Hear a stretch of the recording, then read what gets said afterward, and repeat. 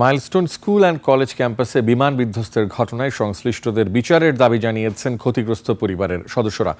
পাইলটের ত্রুটি, রক্ষণাবেক্ষণে অবহেলা এবং স্কুল কর্তৃপক্ষের ভবন নির্মাণে অনিয়মকে দায়ী করেন তারা। বৃহস্পতিবার ঢাকা রিপোর্টার্স ইউনিটিতে সংবাদ সম্মেলন থেকে সরকার ঘোষিত ক্ষতিপূরণও প্রত্যাখ্যান করেন তারা। বিস্তারিত আব্দুল কাদের নাহিদের রিপোর্টে।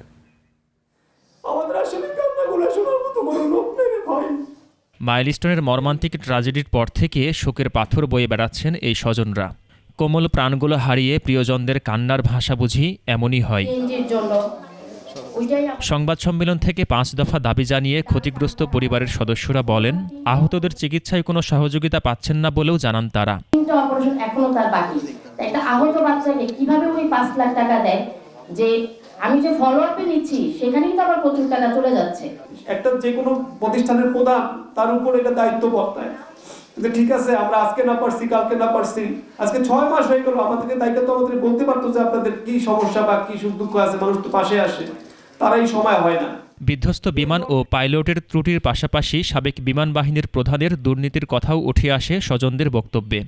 তদন্ত রিপোর্টে পাইলটের উড্ডয়নজনিত ত্রুটি মানে বিমান বাহিনীর ত্রুটি এবং স্কুল বিল্ডিং কোড অনুযায়ী বিল্ডিং না করার কারণে হতাহতের পরিমাণ বৃদ্ধি পেয়েছে উল্লেখ করা হয়েছে। সাবেক বিমান বাহিনীর প্রধান শেখ আব্দুল হান্নান উনি 3000 কোটি টাকা দুর্নীতি করছে, যেটা দুর্নীতির মামলা হয়েছে।